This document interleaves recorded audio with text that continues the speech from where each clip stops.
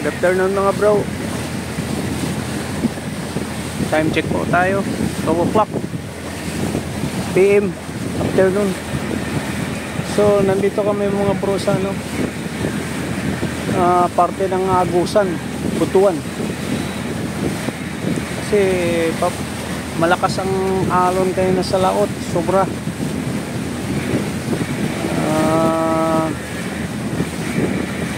Kailangan namin magtago dahil yung bagyong Dante nagpaparamdam na dito sa area namin. Kaya nandito na kami sa tabi, pero tinuro kami nung mga taga ritong mga mangingisda rin na doon sa parting unahan may cover na area doon. Doon kami pinapapunta dahil doon daw mas safe doon pagka malakas ang bagyo. Kaya yan mga bro.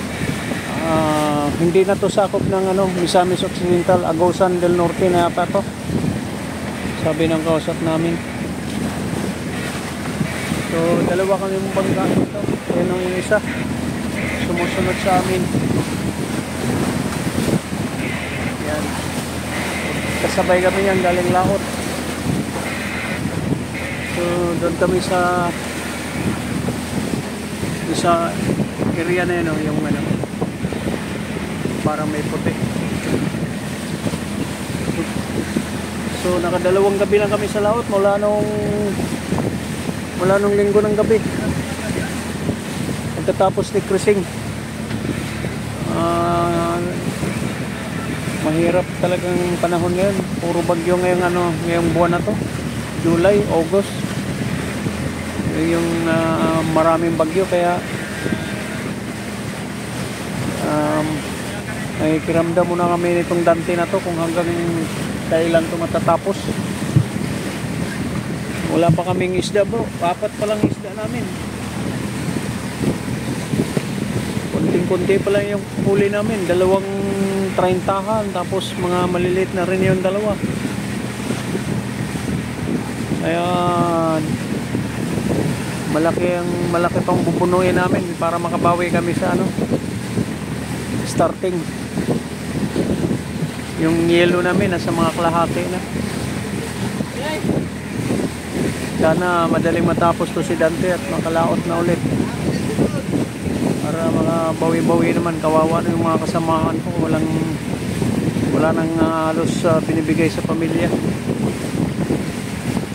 At hindi lang sila, pati ako hindi ako makabawi sa puhunan starting. Sana makabawi man lang para sa susunod hindi na mag-apuno.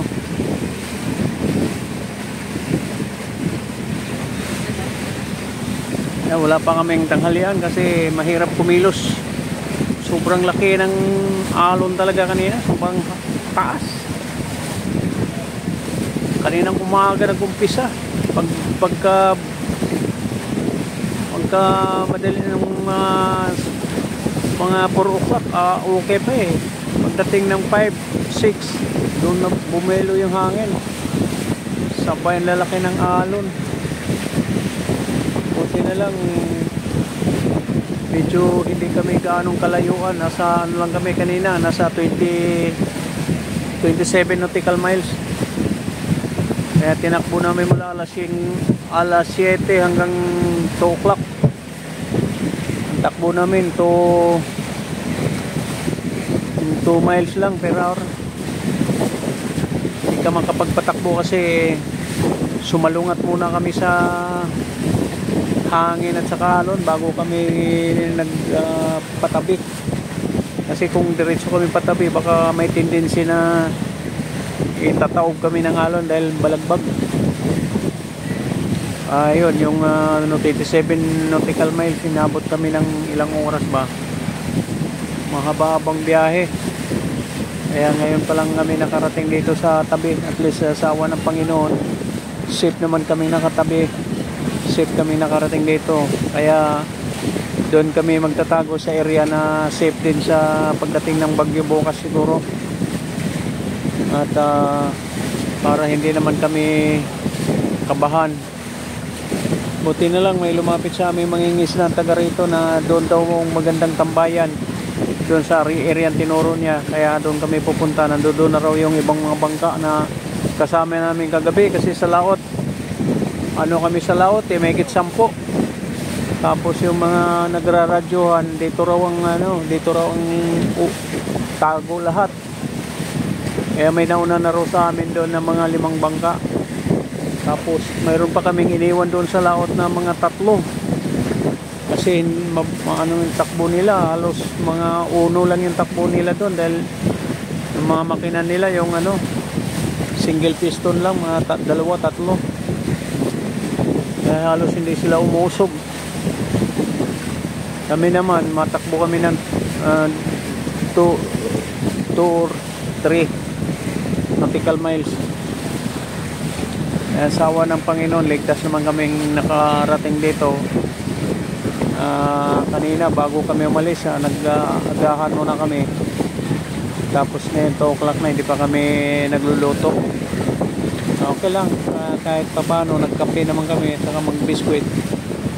So ganun talaga ang buhay ng mangingisda. So kahit mahirap pero titiisin ng mga mangingisda dahil para sa pamilya. Wala naman ding ibang mapagkakita kundi sa dagat, kaya itong mga kasama ko sanay na sa mga ganong sitwasyon. Hindi ako masyado pang nasanay, lalo na tong kasama kong nandiyan sa harapan. First time niya makasama dito sa aking bangka dahil ayan, mekaniko yan kaso lang hindi rin mahina rin yung shop niya na pag-isipan na sumama sa akin. Sana makabawi kami susunod pag wala ng bagyo. Kagabi sana mayroon sanang isda. Nagloko naman yung namin, genset namin. Namatayan kami ng ilaw dahil pumutok yung hose ng diesel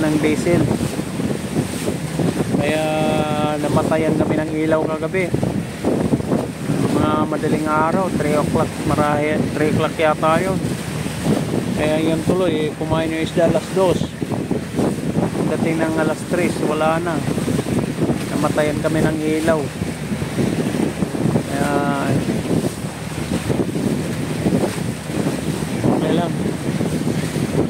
ganyan talaga ang buhay pag lumaban ka ng parehas. Yung ibang maraming pera dyan, hindi lumalaban ng parehas yan. Yun naman mahirap, napipilitang hindi lumaban ng napipilitang hindi lumaban ng parehas. Pero mayroon naman ding mayaman dyan na hindi talaga lumalaban ng parehas. So hindi tayo sanay sa mga ganon. Kaya laban tayo kailangan nating magpakahirap para sa pamilya. So yan lang mga bro, hindi ko alam yung ibang mga mangingisda kung saan nagtago ngayon dahil kagabi medyo marami-rami kami sa laot. Sana ligtas sila at nakarating sila sa tabi. So yan lang mga bro, maraming salamat at sana mag-subscribe kayo sa channel at paki-share at pindutin yung notification bell para updated kayo sa mga video ko. Marami pa akong video na hindi na-upload dahil sa laot wala signal. So dito limitasyon lang din yung signal ko rito dahil nasa dagat pa kami. Minsan pagka araw bandang hapon wala na kaming lubat na kami kasi masa lang din kami sa generator. Sa gabi lang kami nakapag-charge dahil gabi lang andar ng generator. So yan lang mga bro, ingat kayo, parating yung bagyong Dante, hindi ko alam kung ano kalakas ito.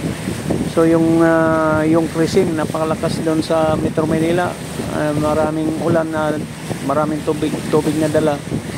So itong Dante hindi ko pa na-monitor to, mamaya titingnan ko sa sa forecast ng kung anong kategory itong Dante na ito. So pansamantala muna bro, yan lang muna at maraming salamat sa inyo at ingat po tayong lahat. God bless bro.